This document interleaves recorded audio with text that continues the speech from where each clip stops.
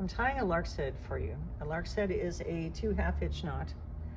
Often it is suggested that you use a clove hitch when tying a fender on to a boat to protect the side of the boat.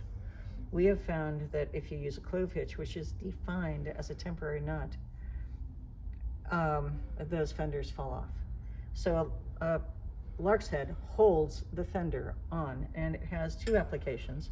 One is on a horizontal where the lifeline, for example, and if you tie one on a fender onto a lifeline, you can easily slide it back and forth to make it into the right position for the boat to be either side of the beam, and you can adjust the height by just adjusting how it's set.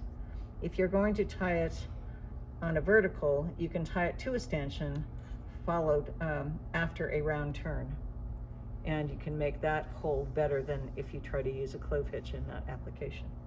To show you what a lark's head is, if the balance of the line was pretending to be the fender, I would, from inside the boat on the deck, I would drop my fender over, and then I come over my lifeline, come around in front of the line that I have dropping down, and then I just push the tail through, and that forms this knot.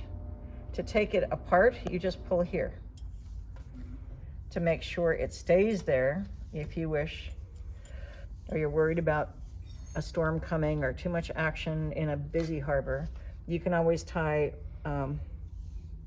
see how easy this is to adjust? I went just a little more tail here. I can tie a figure 8, I can tie any kind of little additional knot to keep this from pulling through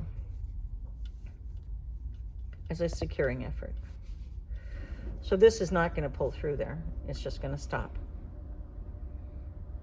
Now, I want to make this a slip knot for easy release in case I really don't know the height of the dock I'm going into, and I'm not sure how deep I want it. I can tie it in this way, leaving myself, instead of a securing knot, I can leave myself a handle to just jerk it loose. If you have a horse, don't do that.